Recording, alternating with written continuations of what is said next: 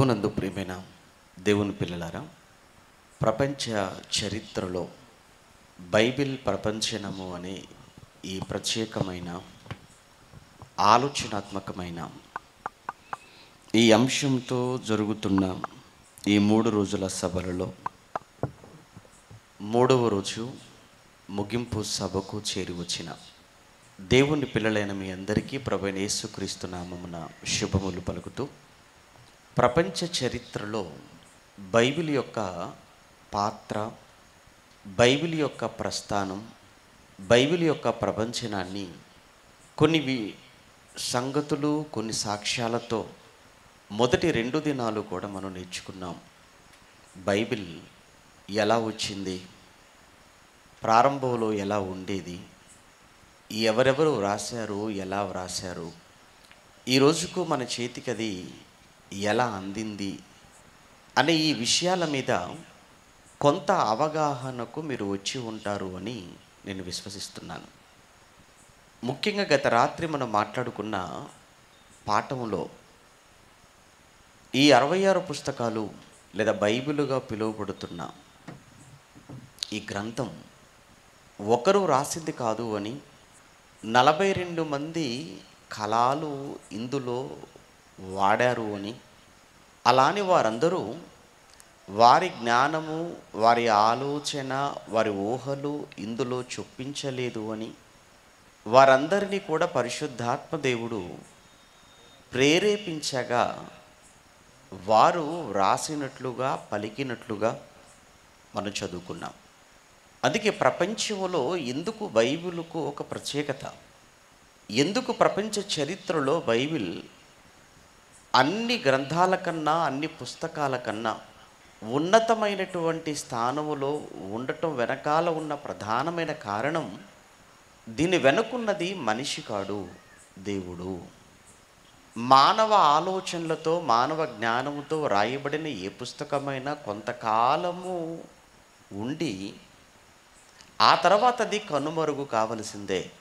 అలా ఎన్నో పుస్తకాలు, ఎందరో రచించినటువంటి రచనలు ఇప్పటికే కాలగర్భంలో కలిసిపోగా బైబిల్ ఏమాత్రము వన్నె తగ్గక, ఆదరణ తగ్గక, అంతకంతకు ప్రజల యొక్క మనసుల్లోనికి, ప్రజల మధ్యలోనికి శరవేగంతో అది వెళ్ళిపోతుంది అంటే ప్రధానమైన కారణం, దీని వెనుకున్నది సాక్షాత్తు దేవుడు. అలా అని బైబిలుకు వ్యతిరేకతలు రాలేదా ప్రపంచంలో? బైబిల్ను ప్రతిఘటించిన వారు లేరా చరిత్రలో? బైబిల్ను వ్యతిరేకించిన వారు, బైబిల్ను ప్రతిఘటించిన వారు, బైబిలు లేకుండా చెయ్యాలని కంకణము కట్టుకున్న వారిలో సామాన్యులు మొదలుకొని చక్రవర్తుల వరకు ఉన్నారు అన్నది బైబిల్ను బట్టి, ప్రపంచంలో ఉన్న చరిత్రను బట్టి మనం చెప్పగలం. అయినా ఆ దాడులన్నిటినీ కూడా ఎదుర్కొని నిలబడగలిగింది అని అంటే ఇది సామాన్యమైన విషయం కాదు. ప్రత్యేకంగా నిజంగా ఈ 3 దినాల కొరకు ఈ అంశాన్ని ఎంచుకోవటంలో ఉన్న ప్రధానమైన ఉద్దేశం ఒకటే. మీ చేతిలో ఉన్న, మీరు చూస్తున్న, మీరు నిత్యము చదువుతున్న ఈ గ్రంథం యొక్క విశిష్టత మీకు తెలియచేయాలి. దీని ప్రాధాన్యత మీకు అర్థం కావాలి. దీని విశిష్టత, ప్రాధాన్యత మీకు అర్థం అయినప్పుడైనా కాస్త మనసు పెట్టి, సమయాన్ని వెచ్చించి మీరు దీనిని ఓపెన్ చేసి చదువుతారేమో, ఆలోచిస్తారేమో, ధ్యానిస్తారేమో. మీరు అలా ఆలోచన చేయటం వల్ల, ధ్యానించటం వలన దేవునికి ఇంకా మీరు సమీపస్తులు అవుతారేమో అనే ఒకే ఒక్క చిన్న ఆశ ఈ సభలకి అంశం పెట్టడంలో. ప్రభునందు ప్రియమైన దేవుని పిల్లలారా, 42 మంది రాశారు అని రాత్రి మనం మాట్లాడుకున్నాం. వ్రాసిన వారు ఒక కాలానికి చెందిన వారు కారు అని, ఒకే ప్రాంతానికి చెందినవారు కూడా కారు అని, అలానే వ్రాసిన వారందరూ కూడా ఒకే నేపథ్యం కలిగిన వారు, అనగా ఒకే వృత్తిలో ఉన్నవారు కూడా కారు. వారి కాలాలు వేరు, అలానే వారి ప్రాంతాలు వేరు, అలానే వారి వృత్తులు కూడా వేరు అని రాత్రి కొన్ని విషయాలు మీకు జ్ఞాపకం చేశాను. వ్రాసిన 42 మందిలో రాజులు ఉన్నారు అని చెప్పాను, రాజు దగ్గర పనిచేసే ఉద్యోగులు ఉన్నారు అని చెప్పాను, సైన్యాధిపతులు ఉన్నారు అని చెప్పాను, ఒక శాస్త్రి కనబడతాడు, ప్రవక్తలు కనబడతారు, ఒక వ్యవసాయదారుడు ఉన్నాడు, ఒక పశువుల కాపరి ఉన్నారు పాత నిబంధన 39 పుస్తకాలు రాయటలో. అలానే ఐగుప్తు దేశంలో ఉన్న సకల విద్యలను అభ్యసించిన వాటన్నిటిలో ప్రవీణుడైన ఒక మహాపండితుడు, ఒక గొప్ప విద్యావేత్త, ఒక నాయకుడు మోషే మనకు కనబడుతున్నాడు. ఇక క్రొత్త నిబంధనలో ఉన్నటువంటి పుస్తకాలను మనం చూసినప్పుడు 27 పుస్తకాలను రాయటలో ఒక పరిసయుడుగా మనం చూడొచ్చు పౌలు గారిని. ఎందుకంటే ఆయన పరిసయుల సంతతికి చెందినవాడు. క్రీస్తుకు, క్రైస్తవ్యానికి బద్ధ విరోధి, బద్ధ శత్రువు ఆయన. క్రీస్తును నమ్మినా ప్రకటిస్తున్న వారి అంతం చూసేంతవరకు నిద్రపోని ఒక ఉన్మాదిగా ఉన్నవాడు అపోస్తులైన పౌలు అని మనకు తెలుసు. అయితే ఆయనే 27 పుస్తకాలలో సగానికి పైగా పుస్తకాలు ఆయనే వ్రాయటం విశేషం కదా. ఆయన సామాన్యుడేమి కాదు. ఆయన గమలియేలు పాదాల యొద్ద ధర్మశాస్త్రాన్ని పఠించిన వాడుగా మనకు కనబడుతూ ఉంటాడు. జ్ఞాని ఏమయ్యను, శాస్త్రి ఏమయ్యను, ఈ లోకపు తర్కవాది ఏమయ్యను అని సవాలుతో కొరింథీ పట్టణంలో వాక్యాన్ని ప్రకటించిన వాడుగా మనకు కనబడుతుంటాడు. కొరింథీ అంటే ఏథెన్సు, కొరింథీ ఇవన్నీ అకయలో ఉన్న ప్రాంతాలు కదా, గ్రీసు ప్రాంతాలు కదా ఇవన్నీ కూడా. గ్రీసు అనగానే మనకు తెలియందేవి కాదు, అది జ్ఞానులకు నిలయం. గ్రీసు దేశస్థులు అంటే జ్ఞానాన్ని వెతికేవారు, జ్ఞానవంతులైన వారు. ఒక సోక్రటీసా, ఒక ప్లేటోనా, ఒక ఆర్కిమెడీసా, వీళ్ళంతా ఎవరు అనుకుంటున్నారు? వీళ్ళంతా కూడా ఒకనాడు ఈ గ్రీసు దేశం నుంచి వచ్చినటువంటి వారే. వీరి గురించి బైబిల్లో వ్రాయబడిన మాట మనకు తెలియంది కాదు. యూదులు సూచక్రియలు చేయమని అడుగుచున్నారు, గ్రీసు దేశస్థులు జ్ఞానమును వెదకుచున్నారు. పౌలు గారు తన సువార్త దండయాత్రలో రెండవ దండయాత్రలో ఆయన కొరింథీ పట్టణానికి, కొరింథీ తర్వాత ఆయన ఏథెన్సు, ముందుగా ఏథెన్సు, ఆ తర్వాత కొరింథీకి వస్తాడు. ఏథెన్స్ పట్టణానికి వెళ్ళిన సమయంలో అక్కడ ఆయన యేసుక్రీస్తుని గురించి, యేసుక్రీస్తు యొక్క మరణ సమాధి పునరుత్థానాల గురించి బోధిస్తుండగా, ప్రకటిస్తుండగా ఆ పట్టణ ప్రముఖులు పౌలు గారి ఎద్దుకు వచ్చి ఏదో ఒక కొత్త సంగతి, ఏదో ఒక నూతనమైన బోధ నువ్వు చేస్తున్నట్టుగా మా చెవిన పడింది. నువ్వు చేసే ఈ నూతనమైన ఈ బోధ ఏదైతే ఉందో ఇది ఒక ప్రత్యేకమైనటువంటి సమావేశం జరుగుతుంది మాకు. ఎందుకంటే ఏథెన్స్ అనేది ఒక విగ్రహారాధన.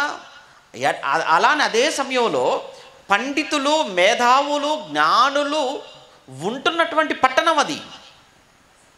కనుక నువ్వు చెప్పాలనుకుంటున్న ఈ కొత్త విషయం, ఈ కొత్త సంగతి ఏదైతే ఉందో ఇది పలానా చోట అరయోపగు అనే ఒక కొండ మీద ఒక అతిపెద్ద ఆడిటోరియం, ఆ ఆడిటోరియంలో సభలు జరుగుతుంటాయి. ఆ సభలలో నువ్వు చెబుతున్న ఈ కొత్త విషయం ఏదైతే ఉందో అక్కడికి వచ్చి నువ్వు చెబుతూరా అన్నారు. అప్పుడు పౌలు గారు వెళ్ళారు. వారికి ఉన్నటువంటి ఒక అలవాటు ఏంటంటే అక్కడే చెప్తాడు గ్రంథకర్త, ఎప్పుడు కూడా ఏదో ఒక కొత్త సంగతి వినుటయందు వారు కాలము గడుపువారు అని. వారు ఎప్పుడు కూడా ఏదో కొత్త సంగతి, ఒక కొత్త సబ్జెక్టు, కొత్త విషయం చెప్పే విషయంలో, వినే విషయంలోనే వారు కాలము గడిపే మనస్తత్వం కలిగిన వారుగా మనకు ఈ ఏథెన్సు ప్రజలు, లేదా అకయలో ఉన్న ప్రజలు, లేదా గ్రీసు దేశస్తులు మనకు కనబడతారు. అందుకే అలాంటి వారికే పౌలు గారు సవాలుతో చెప్తున్నాడు. ఏమయ్యాడు జ్ఞాని, శాస్త్రి ఏమయ్యాడు, ఈ లోకపు తర్కవాది ఏమయ్యాడు? మేము పరిపూర్ణులైన వారి మధ్య జ్ఞానమును బోధించుచున్నాము అన్నాడు పౌలు గారు. అంటే ఏంటి పౌలు గారికి ఉన్నటువంటి ఆ జ్ఞానం ఎంత గొప్పదో మనం ఆలోచించవచ్చు, ఇక్కడ అర్థం చేసుకోవచ్చు. సామాన్యమైన వ్యక్తి కాదు ఆయన. అంటే క్రొత్త నిబంధనలోని 27 పుస్తకాలలో సగానికి పైగా పుస్తకాలు రాసిన అపోస్తలుడైన పౌలు, ఆయనకున్న నేపథ్యం ఏంటో మీకు అర్థం కావడానికి ఈ విషయాలు మీకు జ్ఞాపకం చేశాను. ఇక 2 మిగిలినటువంటి పుస్తకాలు వ్రాసినటువంటి వారిలో జాలరులు మనకు కనబడుతున్నారు ఎక్కువగా. అపోస్తలులు, యేసుప్రభుల వారు ఏర్పాటు చేసుకున్న ఈ 12 మంది అపోస్తలులు, 12 మంది కూడా జాలరులుగా మనకు తెలుసు కదా. అలానే లూకా వైద్యుడిగా మనకు కనబడుతున్నాడు, ఒక వైద్యుడు. అలానే మత్తయ్య గారు వచ్చి ఒక ట్యాక్స్ కలెక్టర్, సుంకాన్ని వసూలు చేసే సుంకపు గుత్తదారుడు. మార్కు గారు సామాన్యమైన ఒక శిష్యుడిగా కనబడతాడు. ఇలా పౌలు గారు, ఇలా మిగతా యోహాను గారు కానీ, పేతురు గారు కానీ, వీళ్ళందరూ కూడా సామాన్య జాలరులు, విద్య లేని పామరులు అని వారి గురించి మాట్లాడిన మాట కూడా మనం చదువుకుంటాం. అనగా ఈ బైబిల్, ఈరోజు బైబిల్గా పిలువబడుతున్న మన చేతిలో ఉన్న ఈ గ్రంథం వెనుకున్న ఈ రచయితలు, వీరు ఒకే కాలంలో, ఒకే ప్రాంతములో, అలానే ఒకే వృత్తిలో ఉండి వీళ్ళు వ్రాసిన వాళ్ళు కారు. కానీ విచిత్రం ఏంటంటే, విశేషం ఏంటంటే,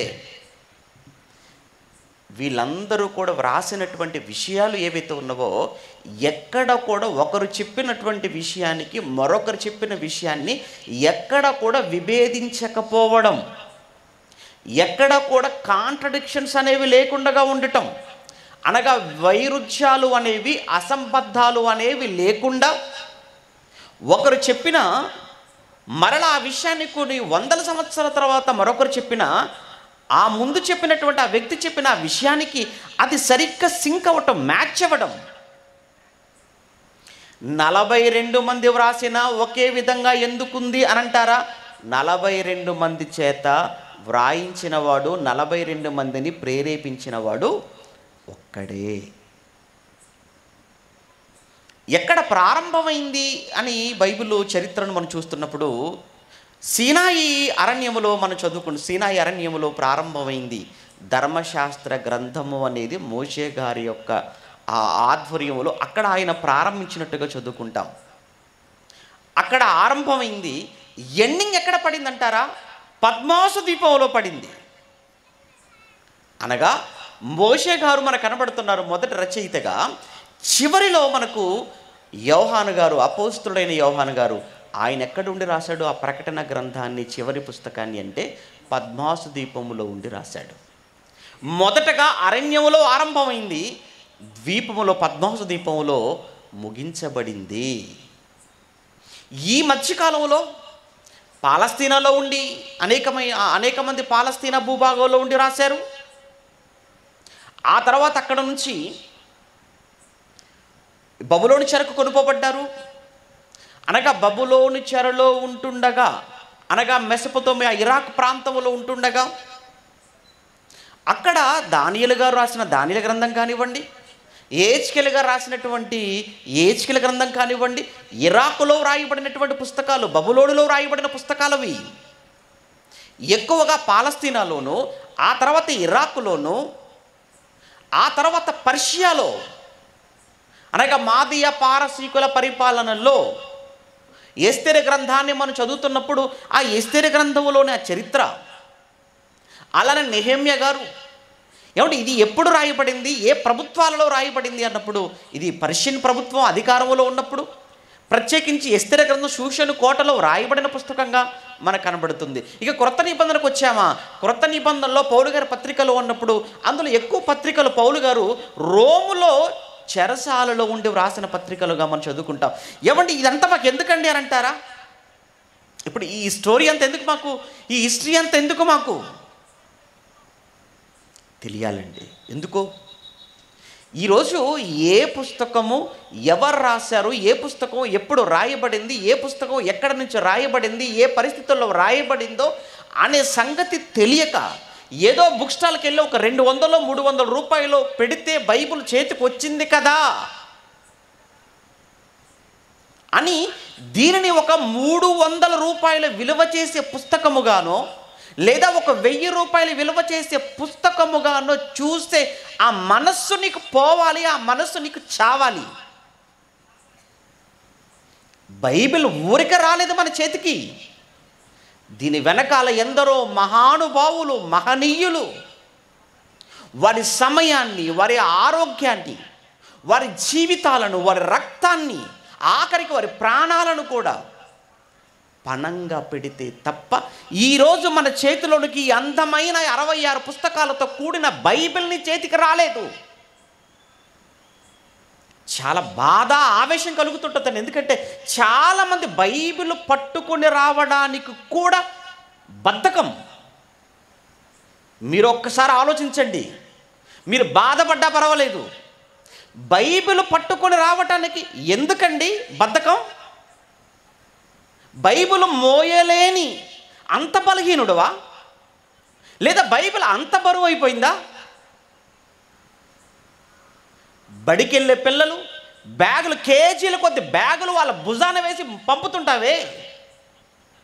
కానీ నువ్వు ఆదివారం ఆరాధనకో, సభలకో, దేవుని కార్యక్రమాలకో హాజరవుతున్నప్పుడు అక్కడ చెప్పేది బైబిల్లో ఉన్న బోధన సంగతి నీకు తెలిసి కూడా బైబిల్ పట్టుకొని రావటానికి ఏంటయ్యా నీకు అంత నిర్లక్ష్యం? ఏమైనా మాట్లాడితే చెప్పే ఒక దరిద్రమైన మాట ఏంటంటే మొబైల్లో చూసుకుంటానండి. మొబైల్లో చూసుకో, ప్రయాణంలో ఉన్నప్పుడు చూసుకో. కానీ పరిశోధనకు వచ్చినప్పుడు, బైబిల్ తరగతులకు వచ్చినప్పుడు, సభలకు వచ్చినప్పుడు, ఆరాధనకు వచ్చినప్పుడు కూడా అప్పుడు కూడా మొబైలా? ఆల్రెడీ నీ కళ్ళేనికి సరిగా కనబడకనే పెద్ద అద్దాలు కళ్ళకు తగిలించావు. మరలా మొబైల్లోకి వెళ్ళి మరలా చిన్న అక్షరాలు అంత అవసరమా? ఏదైనా విషయం చెబుతున్నప్పుడు నోట్ చేసుకోమంటే ఎక్కడ నోట్ చేసుకుంటావు? రాసుకోమంటే ఎక్కడ రాసుకుంటావు? అండర్లైన్ చేయమంటే ఎక్కడ అండర్లైన్ చేస్తావు? పగలు కొడతావా? ఏమండి, మీరు బాధపడ్డా పర్వాలేదు, మరలా చెప్తున్నాను, బైబిల్ భవిష్యత్తు ఎలా ఉంటుందో మనకైతే తెలియదు. కానీ ప్రస్తుతానికి బైబిల్ పట్టుకొని బయటికి వెళ్తే కాల్ చేసే పరిస్థితులు ఏమి లేవు కదా. బైబిల్ పట్టుకుంటే కేసులు పెట్టడమో, బైబిల్ పట్టుకుంటే దాడులు చేయటమో, బైబిల్ పట్టుకుంటే జైల్లో పెట్టడమో, అలాంటి పరిస్థితి ఇంకా మన ఈ సౌత్ ఇండియా లేదా ఈ మన ఆంధ్ర ప్రాంతానికి ఇంకా లేదు. అక్కడక్కడ నార్త్ ఇండియాలో మనం వింటున్నాం, చూస్తున్నాం, అక్కడక్కడ జరుగుతున్నాయి. కానీ ఇంకా అలాంటి భయంకరమైన, దారుణమైన పరిస్థితులు, పరిణామాలు ఇంకా మన రాష్ట్రాలకు ఇంకా రాలేదు. రాకపోవటం నిజంగా అది ఒక అదృష్టం నీకు. ఇక ఇప్పుడే అనుకూల పరిస్థితుల్లోనే, అనుకూలముగా ఉన్న ఈ సమయంలోనే బైబిల్ పట్టుకోవటానికి సిగ్గుపడే నువ్వు, భయపడే నువ్వు, రేపు ఒకవేళ ఇలాంటి పరిస్థితులే, పరిణామాలే చోటు చేసుకుంటే ఆ రోజు నువ్వు బైబిల్ పట్టుకోవడం ధైర్యంగా నువ్వు వెళ్ళగలవా? రాగలవా? తీయగలవా? చదవగలవా? ఒక్కసారి ఆలోచించు. అందుకోసం చెప్పాల్సి వచ్చిందండి. నిన్నటిది నా మొదటి రోజు ఎందుకు ఇంతగా గొంతు చించుకొని, ఎందుకు దీని చరిత్ర చెప్పవలసి వస్తుంది మీకు? మిమ్మల్ని ప్రయోజకులుగా చేయాలని.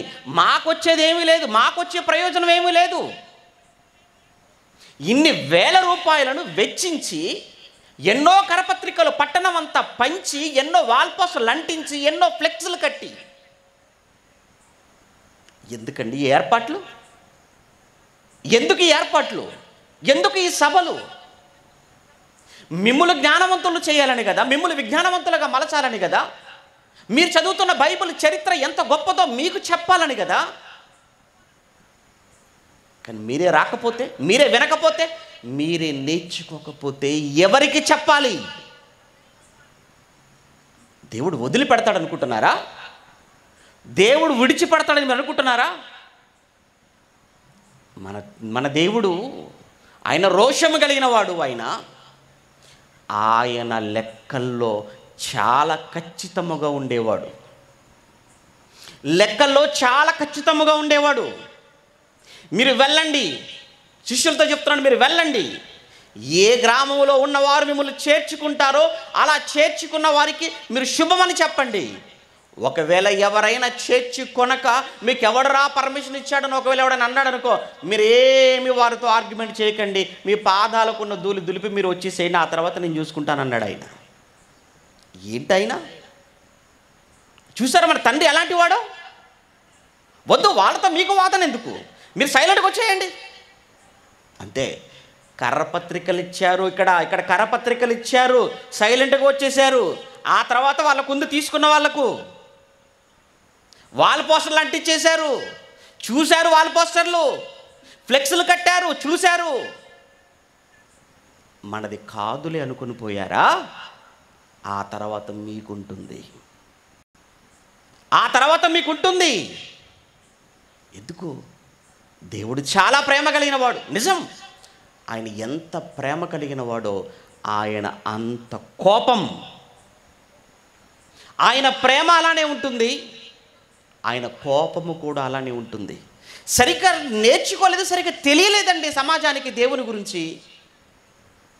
బైబిల్ గురించి అస్సలు తెలియలేదండి, బైబిల్ గురించి అస్సలు తెలియలేదు.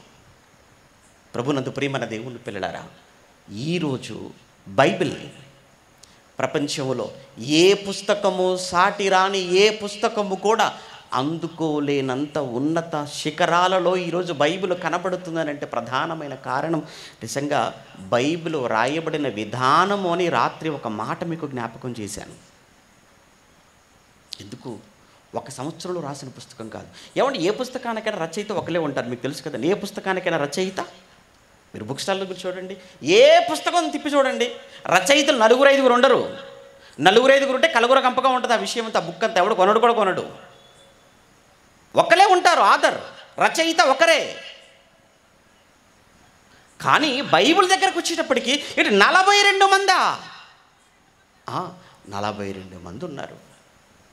కానీ 42 మంది ఉన్నప్పటికీ 42 మంది కళలు ఇందులో కదిలినప్పటికీ ఏమంటే అలా అనిపించదండి ఒకరే రాసినట్టుగా, ఒకరే ఇందులో ఉన్నట్లుగా. అవునండి, అదేనండి దీని ప్రత్యేకత, అదే బైబిల్ యొక్క ప్రత్యేకత. ప్రభునందు ప్రియమైన దేవుని పిల్లలారా, బైబిల్ను తప్పు పట్టాలి అని, ఆ బైబిల్ను లేకుండా చేయాలి అని ప్రారంభం నుంచి ఎంతోమంది. ఏమన్నా ఇంకొక విషయం కూడా ఇక్కడ మీకు జ్ఞాపకం చేస్తాను. రాత్రి చెప్పిన విషయంలో బైబిల్ 2 నిబంధనలు 2 విశ్వాసాలలో ఉన్నవారికి సంబంధించినటువంటి పుస్తకం అని చెప్పాను. ఒకటి యూదులైతే 2 క్రైస్తవులు. ఇక్కడ నిజంగా యూదులకు క్రైస్తవులకు వీళ్ళిద్దరి మధ్య జరుగుతున్న సంఘర్షణ మనం చూస్తుంటే ఆరంభంలో క్రైస్తవులు యూదులను కూడా మార్చాలి అని ప్రయత్నం జరుగుతుండే. అవునో కాదో మీరు ఆలోచించండి.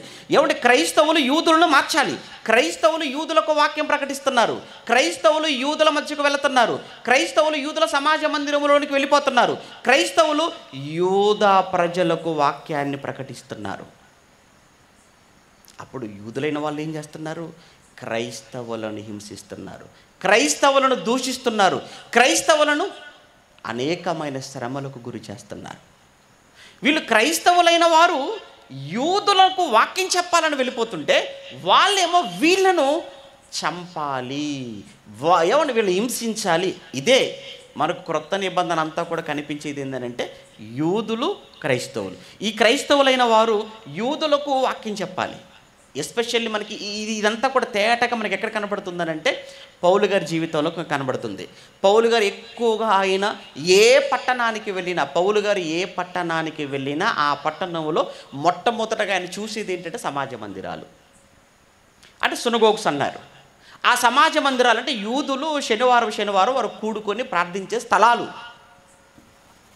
ఆ సమాజ మందిరాలలోనికి వెళ్ళి పౌలు గారు వారు నమ్ముతున్నా, వారు చదువుతున్నా ఆ ధర్మశాస్త్రము, ఆ ప్రవక్తల గ్రంథాలలో ఉన్న సంగతులను ఎత్తి వారికి ఆయన బోధించుచున్నప్పుడు తిరగబడేవారు పౌలు గారి మీదికి, ఎదురాడేవారు పౌలు గారిని ప్రసంగం మధ్యలోనే, దూషించేవారు పౌలు గారు.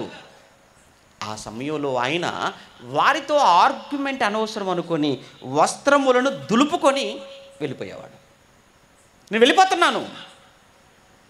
వాళ్ళ దగ్గరికి ఎందుకు వెళ్ళాడు? వాళ్ళు యూదులు. ఆ యూదులైనా వారికి చెప్పాలి, వారికి సత్యం చెప్పాలి. పౌలు గారు ఎవరు? క్రైస్తవుడు.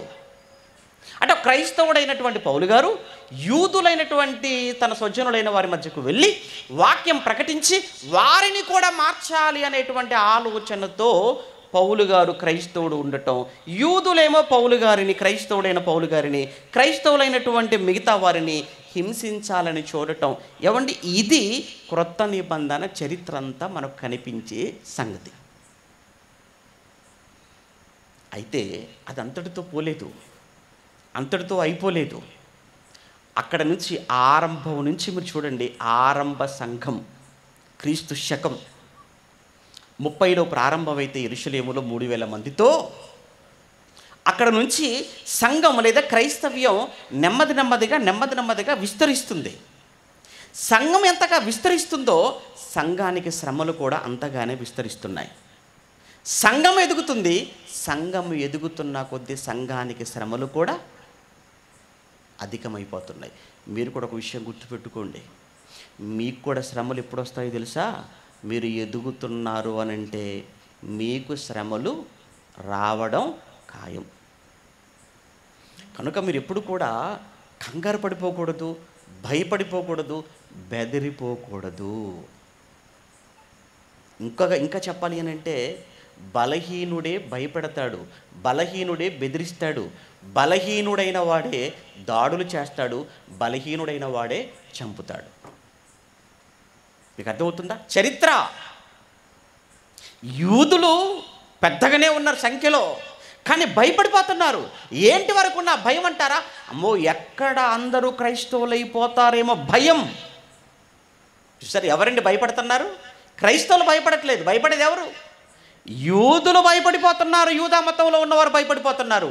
అలా యూదా మతములో ఉన్న యాజకుల, యూదా మతములో ఉన్న పెద్దల, యూదా మతములో ఉన్న ప్రజల, వీళ్ళు భయపడుతూ క్రైస్తవులైన అపోస్తలులను, క్రైస్తవులైనటువంటి పెద్దలను, క్రైస్తవులైనటువంటి విశ్వాసులను ఎలానైనా వీరిని భయపెట్టాలి, బెదిరించాలి, హింసించాలి, శ్రమలకు లోను చేయాలి అని వాళ్ళ ప్రయత్నాలు చూడండి ఎలా ఉన్నాయో.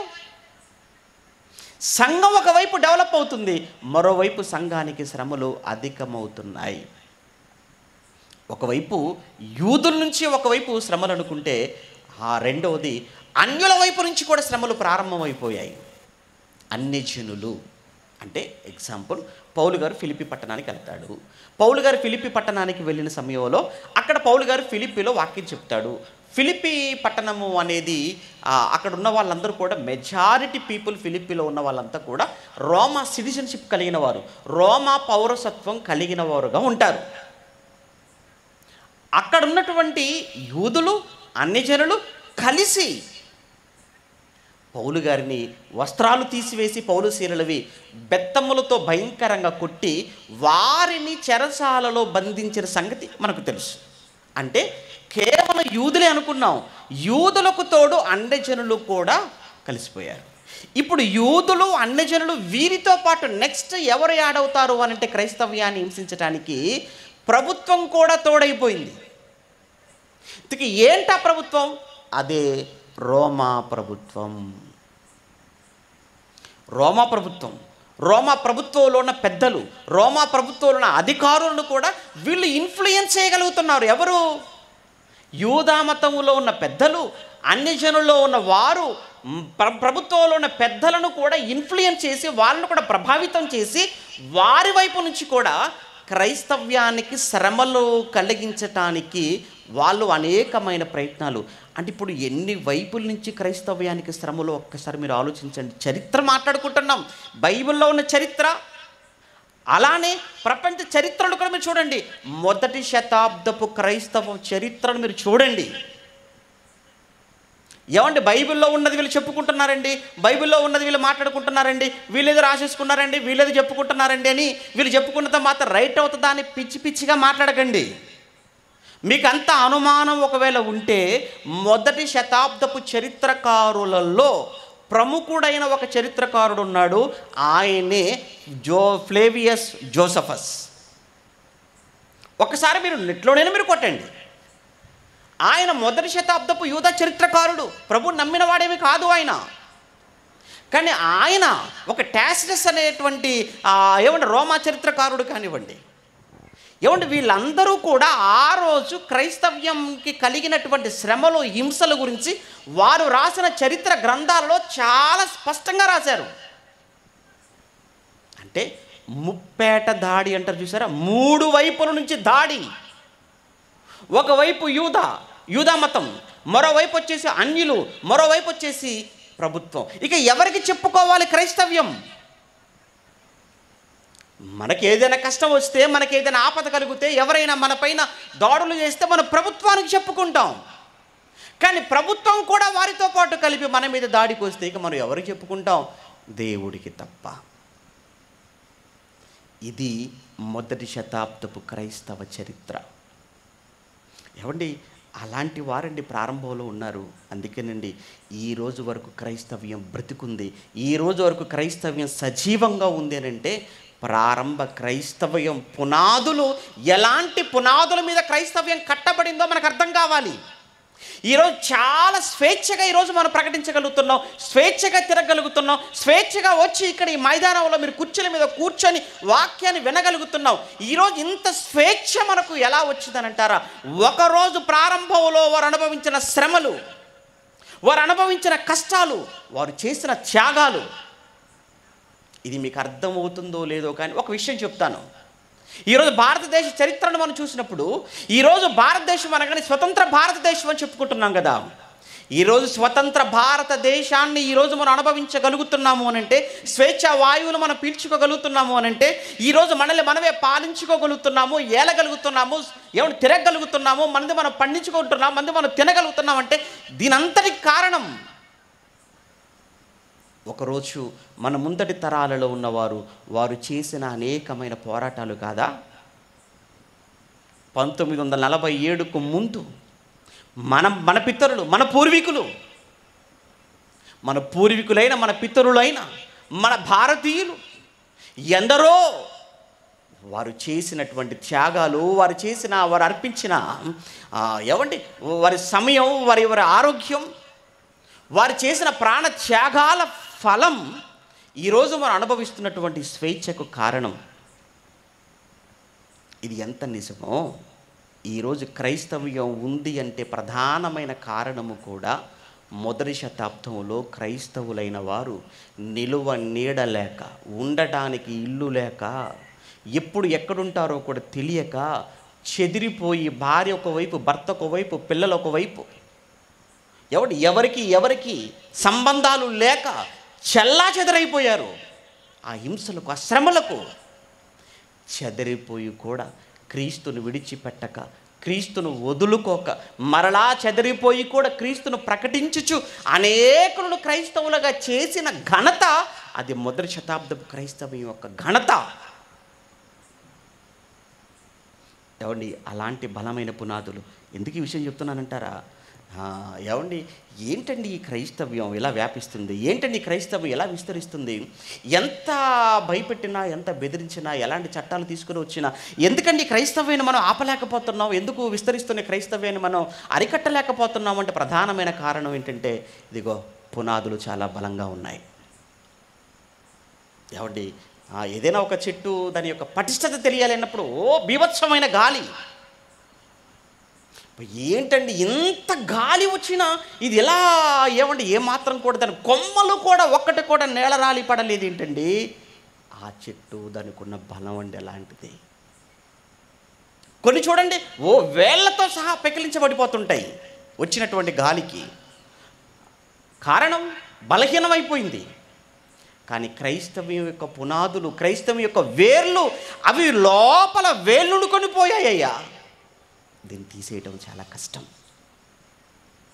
ఇది తెలియక చాలామంది ట్రై చేశారు, ఇది తెలియక చాలామంది ప్రయత్నం చేశారు, చాలామంది చేశారనుకోండి. అఫ్కోర్స్ వాళ్ళందరి కోసం మాట్లాడే సమయం మనకు లేదు, కానీ అందులో కొన్ని సంఘటనలు మీకు చెప్పాలి. ఎందుకంటే ఏంటి అసలు చరిత్రలో బైబిల్ యొక్క గొప్పతనం, ఏంటి చరిత్రలో బైబిల్ సృష్టించినటువంటి ఆ ప్రపంచనం తెలియాలంటే కొన్ని మాత్రమే, కొన్ని ఇంపార్టెంట్, కొన్ని ప్రాముఖ్యమైన కొన్ని ఇన్సిడెంట్స్ మాత్రమే మీకు జ్ఞాపకం చేస్తాను. ప్రియులారా, నిజంగా మన చేతిలో ఉన్న బైబిల్ అది ఎంత చారిత్రాత్మకమైన పుస్తకమో, ఎంత చారిత్రక వాస్తవాలతో కూడిన గ్రంథమో ఈ రాత్రి మీకు చెప్పడానికి ఒక చక్కటి ఎగ్జాంపుల్ బైబిల్లో నుంచి మీకు చూపిస్తాను. సహజంగా పాత నిబంధన చరిత్ర ఏదైతే ఉందో, పాత నిబంధన చరిత్ర ఎవరు కాదనడానికి లేదు. ఎందుకంటే ఆ పాత నిబంధనలో సుమారుగా 12 పుస్తకాలు మన చరిత్ర పుస్తకాలు కనబడతాయి. పాత నిబంధనలో 12 పుస్తకాలండి. యెహోషువ మొదలుకుంటే ఎస్తేరు గ్రంథం వరకు, యెహోషువ నుంచి ఎస్తేరు గ్రంథం వరకు వీటిని 12 చరిత్ర పుస్తకాలుగా డివైడ్ చేశారు. అయితే క్రొత్త నిబంధనకు వచ్చేటప్పటికి ఎటొచ్చి ఈ క్రైస్తవ్యం అనేది అబద్ధం. క్రైస్తవ్యం అబద్ధం. ఈ క్రొత్త నిబంధన అవాస్తవం. క్రైస్తవ్యము ఈ క్రొత్త నిబంధన అబద్ధము, అవాస్తవము, కల్పితమని నిరూపించటానికి మేధావులు సైతం పూనుకున్నారు. ఇందులో మేధావులు ఉన్నారు. ఈ క్రొత్త నిబంధన తప్పు, క్రొత్త నిబంధన తప్పు అని వాళ్ళు నిరూపించగలిగితే ఇక అసలు క్రైస్తవం ఎక్కడ రైట్ అవుతుంది అది అన్నారు. అలా ప్రయత్నం చేసినటువంటి వారిలో ఒక ప్రముఖమైన వ్యక్తి ఉన్నాడు. చాలా చాలా చాలా చాలా ఆ ప్రాముఖ్యమైన వ్యక్తి అండి. ఆ వ్యక్తి పేరు సర్ మిచెల్ రామ్సే. ఏమండి, సర్ విలియం మిచెల్ రామ్సే. ఏమండి, ఎప్పటివాడు ఇతను 1851 నుంచి 1939 ఈ మధ్యకాలంలో. 1939 అని అంటే మనకి ఇండిపెండెన్స్ రావడానికి బిఫోర్ ఒక 8 years బిఫోర్ అనమాట చనిపోయాడు ఆయన. అప్పటి వరకు ఎవరండి? నా స్కాట్లాండ్కి చెందినటువంటి ఆ వ్యక్తి. ఏంటండి ఇతని యొక్క అర్హతలు అంటే, ఇతను పురావస్తు శాస్త్రవేత్త, ఆర్కియాలజిస్ట్. పురావస్తు శాస్త్రవేత్త తెలుసు కదండి. ఆర్కియాలజిస్ట్ అంటే తవ్వకాలు జరిపేసి, ఏమంటే ఇక్కడ నిజంగా ఒకప్పుడు ఇది ఉండేనా, ఉండేదంటానికి రుజువులు ఏంటంటే తవ్వకాలు ప్రారంభిస్తారు. ఆ తవ్వకాలలో దానికి సంబంధించిన ఇన్స్క్రిప్షన్స్ అంటారు, శిలా ఫలకాలు, శిలా శాసనాలు అలాంటివి ఏమైనా దొరికినప్పుడు నిజమేనండి ఇక్కడ ఇది ఉందని చెప్పడానికి మాకు దొరికిన ఈ ఆధారం కనుక ఇది 100% రైట్ అని చెప్పే ఈ ఆర్కియాలజిస్ట్, పురాతత్వ శాస్త్రవేత్తలు అనమాట. అందులో ఇతను ఈ పురావస్తు శాస్త్రవేత్త. అంతేకాదు ఇంకా అతని గురించి అక్కడ రాయబడుతుంది చూడండి, పురావస్తు శాస్త్రవేత్త మరియు ఇతను క్రొత్త నిబంధన పండితుడు. అంటే తర్వాత, ముందు కాదు. ఇతను పురావస్తు శాస్త్రవేత్తగా చాలా గొప్ప చదువుకున్న వ్యక్తి అండి, గొప్ప మేధావి.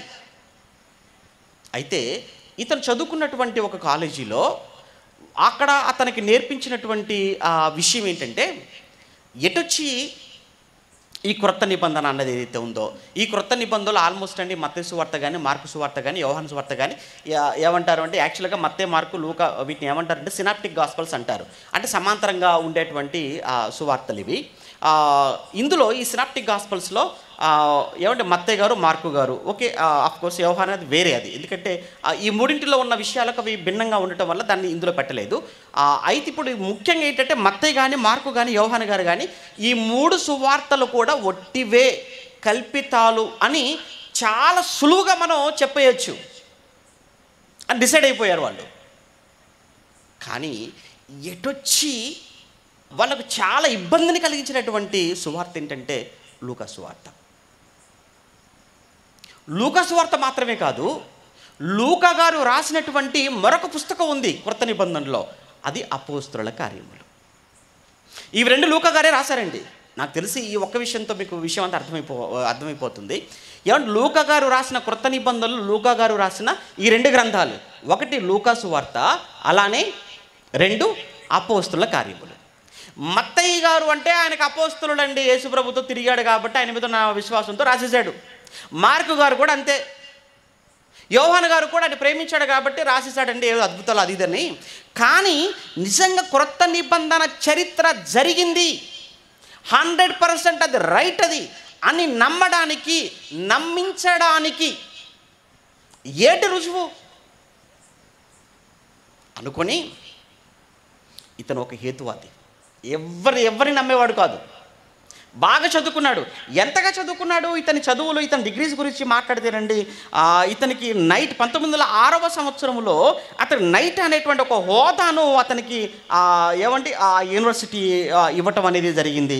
ఆ తర్వాత వచ్చేసి అతనికి ఆక్స్ఫర్డ్ యూనివర్సిటీ అంటే ఎంత గొప్ప యూనివర్సిటీ అని మనకు తెలియదు కాదు కదండి. ప్రపంచంలోని ఇప్పటికి కూడా పేరు మోసినటువంటి యూనివర్సిటీ ఆక్స్ఫర్డ్ యూనివర్సిటీ. ఆ ఆక్స్ఫర్డ్ యూనివర్సిటీ నుంచి 3 గౌరవ ఫెలోషిప్లు అతను పొందుకున్నాడు.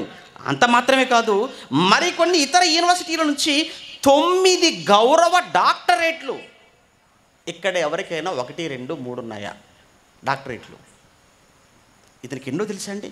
నైట్ అనే ఒక హోదా, ఆ తర్వాత వచ్చేసి ఆక్స్ఫోర్డ్ యూనివర్సిటీ నుంచి 3 గౌరవ ఫెలోషిప్లు, అంటే ఒక రకమైన డాక్టరేట్లు, 3 గౌరవ ఫెలోషిప్లు. అలానే మిగతా యూనివర్సిటీలలో నుంచి 9 గౌరవ డాక్టరేట్లను పొందుకున్న వ్యక్తి. మన వాళ్ళు 10వ తరగతి 10 సార్లు రాసిన వాళ్ళు అంత గొప్ప వాళ్ళు ఉంటారు మన దగ్గర. ఈ మధ్యకాలంలో కూడా మాట్లాడుతున్నాడు కదా, ఏదో శక్తిని పెట్టుకొని. అంటే ఏం చదువుకున్నాడా అంటే 10th క్లాస్ ఫెయిల్ అట. తెలుసా అండి?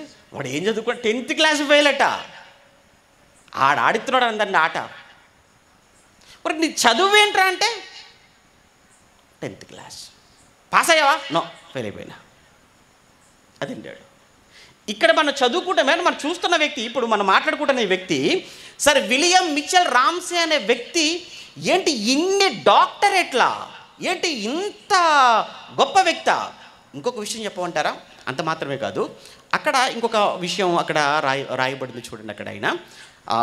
అక్కడ రాయబడిన మరొక విషయం ఏంటంటే, అతను పురావస్తు చారిత్రక అంశాలకు సంబంధించినటువంటి ఎన్ని ప్రపంచవ్యాప్తంగా యూనివర్సిటీస్ లేదా వాటికి సంబంధించినటువంటి యూనియన్లు, వాటికి సంబంధించిన అకాడమీలు ఏవైతే ఉంటాయో ఆ అకాడమీలలో తప్పనిసరిగా ఇతను కూడా ఒక గౌరవ సభ్యుడిగా ఉండేవాడు.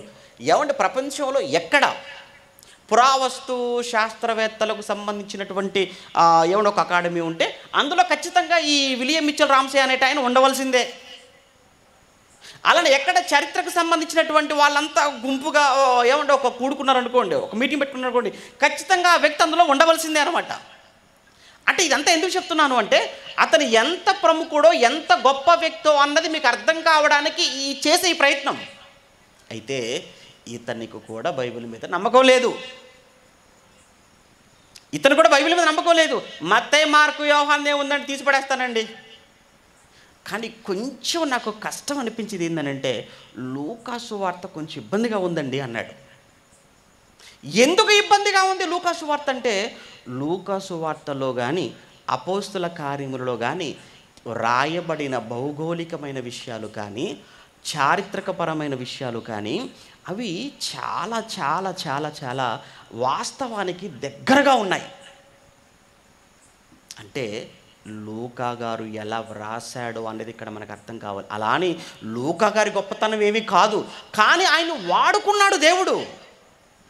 లూకా గారండి, ఒక విషయం చెప్తాను. లూకా గారు ఆయన లూకాసు వార్తను రాసేటప్పుడు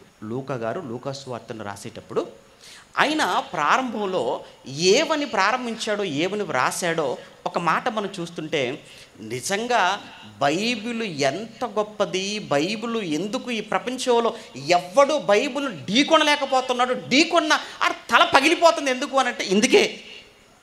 ఏమండి ఎందుకు? లూకాసు వార్త మొదటి అధ్యాయం, లూకా వ్రాసిన సువార్త మొదటి అధ్యాయం మొదటి వచనం నుంచి వ్రాయబడిన సందర్భాన్ని చదువుకుందాం. ఘనత వహించిన తెయోఫిలా, ఆరంభము నుండి కన్నులారా చూచి వాక్య సేవకులైన వారు మనకు అప్పగించిన ప్రకారము మన మధ్యను నెరవేరిన కార్యములను గూర్చి వివరముగా వ్రాయుటకు అనేకులు పూనుకున్నారు.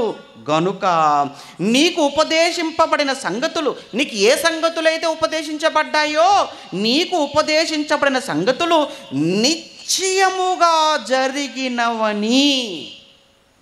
నీకు ఉపదేశించబడిన సంగతులు కల్పితాలు కావు, అనగనగాని జరిగిన సంగతులు కాదు, 1,00,000 ఏళ్ల క్రితం అని చెప్పిన సంగతులు కావు.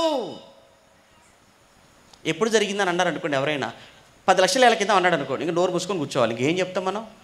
100 ఏళ్ల క్రితం జరిగిన దానికి సరైన ఆధారాలు లేవు. 10,00,000 ఏళ్ల క్రితం అంటే నువ్వు మాట్లాడుతురా, నోరు మూసుకొని కూర్చోవాలి. బైబిల్ అలా కాదండి. మరి బైబిల్ ఏంటట చెప్తున్నాడు చూడండి ఆయన. బైబిల్ ఏంటట? ఉపదేశించబడిన సంగతులు నిశ్చయముగా జరిగినవని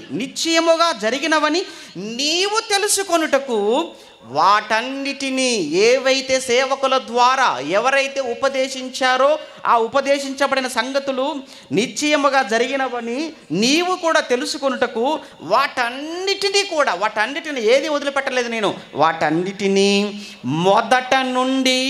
మొదటి నుండి తరచి పరిష్కారముగా తెలుసుకొని ఉన్న నేనును. మొదట నుండి తరచి పరిష్కారముగా తెలుసుకొని ఉన్న నేనును.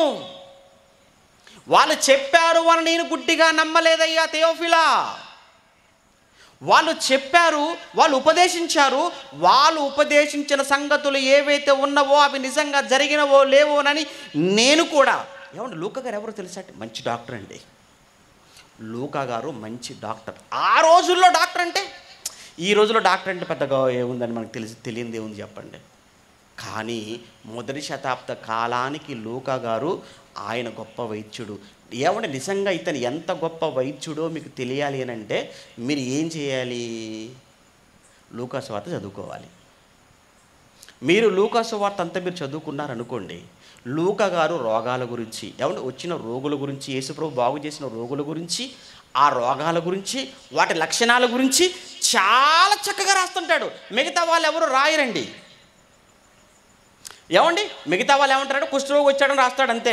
మత్తయ్య గారు కానీ మార్కు గారు ఎవరు రాసినా ఓ కుష్ఠరోగి వచ్చాడు, యేసుప్రభు 10 మంది కుష్ఠరోగులు బాగు చేశాడు, ఏమండి అది అలా వాళ్ళు రాసి వదిలేశారు మత్తయ్య గారు మార్కు గారు.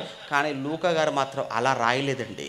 వచ్చిన కుష్ఠరోగి, ఆ కుష్ఠరోగికి చేయికుందా కుష్టు, కాలుకుందా కుష్టు, ఒళ్ళంతా ఉందా, ఉంటే అది ఏ పరిమాణంలో ఉంది, అంటే అది ఏ స్టేజ్లో ఉంది. మనమైతే ఈరోజు ఏమంటామంటే ఏ స్టేజ్ అంటాం చూసారా. అంటే ఆ రోజు లూకా గారు లూకా సువార్త రాస్తున్నప్పుడు ఆ రోగాలు కొన్ని, ఏమంటే వాళ్ళు రోగాల పేర్లు కూడా చెప్పరు, కానీ లూకా గారితో రోగాల పేర్లు కూడా చెప్తాడు. రోగాల పేర్లు చెప్తుంటాడు, ఆ రోగం ఏ స్థాయిలో ఉందో చెప్తుంటాడు. దీని అంతటిని బట్టి మనకి ఏం అర్థమవుతుందనంటే, అబ్బో టాప్ మోస్ట్ డాక్టర్ గారు అన్నమాట. ఎవరు? లూకా గారు. కేవలం వైద్యుడే మాత్రమే కాదు, ఇతను ఒక పరిశోధకుడు. ఇతను ఒక పరిశోధకుడు. ఇక్కడ ఆ పదం మనకు అర్థమవుతుంది. అక్కడ మొదట నుండి తరచి పరిష్కారముగా తెలుసుకొని ఉన్నా నేనును, అంటే ప్రతి విషయాన్ని క్షుణ్ణంగా పరిశోధించానయ్యా, పరిశోధించా నేను. అలా పరిశోధించి వ్రాస్తున్నాను. అందుకేనండి ఈ విలియం మిచెల్ రామ్సే అనే ఈ నాస్తికుడు, ఈ హేతువాది ఇన్ని చదువులు చదువుకొని పక్కన ఇన్ని డిగ్రీలు ఉన్నాయి చూసారా, ఈ వ్యక్తి పనిగట్టుకొని బైబిల్ను ఎలానైనా, బైబిల్ను తప్పనాలేనంటే అసలు ఏ పుస్తకాన్ని కూడా తప్పనాల్సిన పని లేదు. లూకా గారు రాసిన ఈ 2 పుస్తకాలు, లూకా గారి రచనలు తప్పని చెప్పగలిగితే బైబిల్ అంతా కూడా తప్పని చెప్పటం పెద్ద విషయం కాదు అనుకొని బ్రిటిష్, ఏమండి ఇంగ్లాండ్లో వస్తు ప్రదర్శనశాల, ఆర్కియాలజీ డిపార్ట్మెంట్ ఉంటుంది కదా, ఎక్కడెక్కడ దొరికిన అన్నీ తీసుకొచ్చి మ్యూజియంలో భద్రపరుస్తుంటారు కదా, వాళ్ళ దగ్గరికి వెళ్ళాడు. వాళ్ళ అనుమతి తీసుకున్నాడు. వాళ్ళ అనుమతి తీసుకొని ఆయన ఇక బయలుదేరాడు. ఇంగ్లాండ్ నుంచి, లండన్ నుంచి బయలుదేరాడు. ఎక్కడికి బయలుదేరాడు? మైనర్ ఏషియాకు బయలుదేరాడు. అంటే మధ్యప్రాచ్యం, మిడిల్ ఈస్ట్ అంటున్నాను చూసారా, ఏమండి మధ్య ఆసియా. ఈ మధ్య ఆసియాకు బయలుదేరాడు. ఎందుకు మధ్య ఆసియాకు బయలుదేరాడు అంటే, పౌలు గారి ప్రయాణాలన్నీ కూడా ఆల్మోస్ట్ మనకు ఆ మధ్య ఆసియా ప్రాంతంలోనే కనబడుతుంటాయి.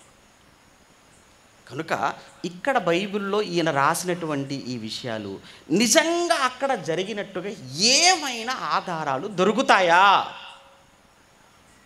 అందులో ఆయనకు బైబిల్ చదివాడు. బైబిల్ చదివినప్పుడు ఒక విషయం అతన్ని బాగా ఆలోచింపజేసింది. దాన్ని పట్టుకొని బయలుదేరాడు తప్పని చెప్పడానికి. ఏంటంటే మొదటి శతాబ్దంలో, ఫస్ట్ సెంచరీలో, మొదటి శతాబ్దంలో సిసిరో అనేటువంటి ఒక పురావస్తు శాస్త్రవేత్త, హిస్టోరియన్, అతను కూడా హిస్టోరియన్ ప్లస్ ఆర్కియాలజిస్ట్, సిసిరో అని.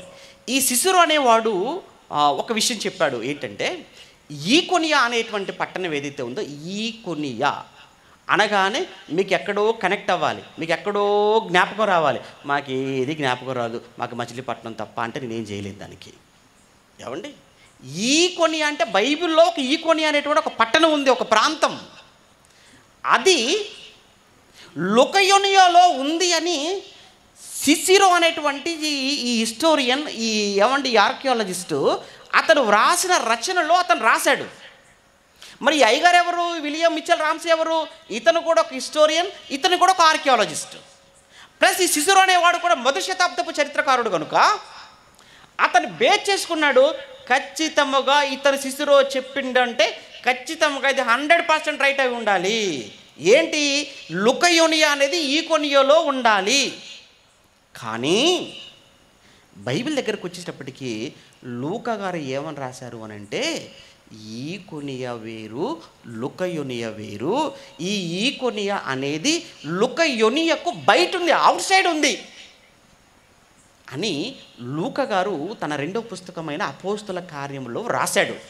ఇంకప్పుడు అనుకున్నాడు అనమాట, ఎవడు ఈ విలియం మిచెల్ రామ్సే, దొరికిపోయాడు రా లూకా గారు నా చేతికి అనుకున్నాడు. లూకా గారు దొరికిపోయారు. ఇక బైబిల్ నా చేతులు దొరికిపోయింది. ఈ ఒక్కటి చాలు బైబిల్ తీసి అవతల విసిరేయడానికి. ఎందుకంటే నా దగ్గర బలమైన సాక్ష్యాధారం ఉంది, మొదటి శతాబ్దపు చరిత్రకారుడు చెప్పినటువంటిది. ఈ ఈకొనియా లుకయోనియాలో ఉంది అన్నాడు. కనుక దీంతో ఇక బైబిల్ తప్పని చెప్పటం నాకు పెద్ద విషయం కాదు అని చెప్పి మొత్తానికి ఇంగ్లాండ్ నుంచి మధ్యప్రాచ్యానికి బయలుదేరాడు. మధ్యప్రాచ్యానికి బయలుదేరి ఆ మధ్యప్రాచ్యములో ఆ టర్కీ ఆ ప్రాంతంలో ఆయనకి ప్రారంభించేశాడు.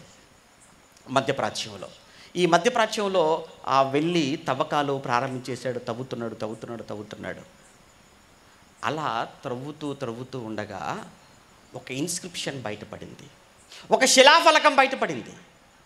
ఆ శిలాఫలకం మీద వ్రాయబడిన ఒక అద్భుతమైన మాట ఏంటంటే, ఈకొనియా అనేది లుకయోనియాకు బయటనే ఉన్నది అని. రెండు కళ్ళు తిరిగిపోయాయి. ఇదేంటి, మొదటి శతాబ్దపు చరిత్రకారుడు ఈకొనియా లుకయోనియాలో భాగం అన్నాడు, బైబిల్ బయట ఉంది అన్నది.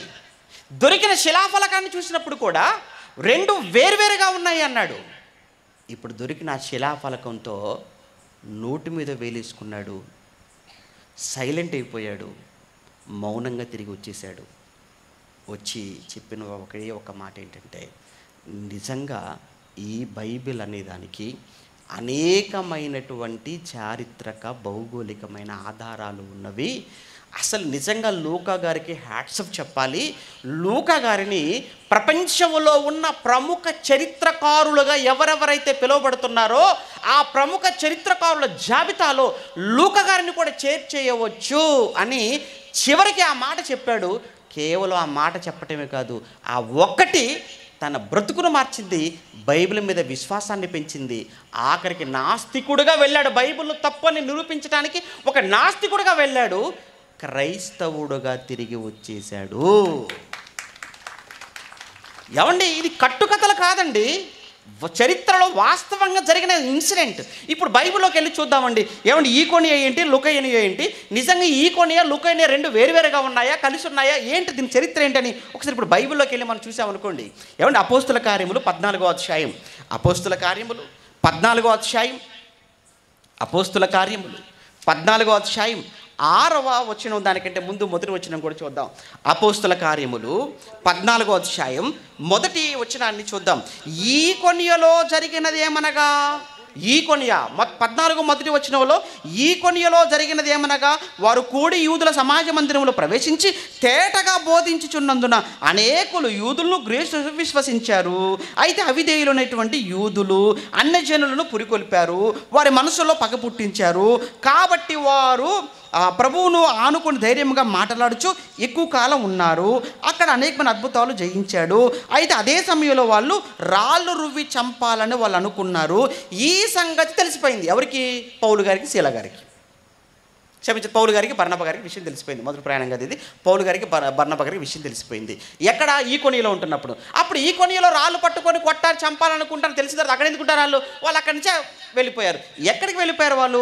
వారు ఆ సంగతి తెలుసుకొని లుకయోనియాలోని పట్టణములకు లుస్త్రకును దెర్బేకును చుట్టుపట్లనున్న ప్రదేశములకును పారిపోయి అక్కడ సువార్త ప్రకటించుచుండిరి. అంటే ఈకొనియాలో సువార్త చెబితే ఈకొనియాలో ఉన్న యూదులు అన్యజనులైన వారిని పురికొల్పి వారిని వాళ్లకు శత్రువులుగా మార్చి వాళ్ళ చేతికి రాళ్ళిచ్చి పౌలు గారిని, బర్నబా గారిని కొట్టి చంపాలనుకున్నప్పుడు ఈకొనియాలో ఉండటం క్షేమం కాదు అని ఈకొనియాను వదిలి, ఈకొనియాను విడిచిపెట్టి అక్కడి నుంచి ఎక్కడికి వెళ్ళిపోయారట? లుకయోనియకు వెళ్ళిపోయారు. అంటే ఇప్పుడు ఈకొనియ వేరు, లుకయోనియ వేరు. లుకయోనియ పట్టణములకు ప్రత్యేకంగా చెప్తున్నాడు. లుకయోనియ పట్టణములకు లుస్త్రా, దెర్బే. అంటే లుకయోనియలో ఉన్న పట్టణాలు ఏమని చెప్పాడనమాట లూకా గారు స్పష్టంగా. లూకా గారు లుకయోనియలో పట్టణాలు ఏమని చెప్తున్నాడు? లుస్త్రా, దెర్బే. ఈకొనియ అని చెప్పలేదు. నిజంగా ఈ మాటలు బేస్ చేసుకొని బైబిల్ తప్పు అని నిరూపిద్దాం అనుకున్నాడు. కానీ బైబిల్ ఏంటి వ్రాయబడిన విధానం, బైబిల్ ఏంటి, ఏమంటే దీని విశిష్టత ఏంటి?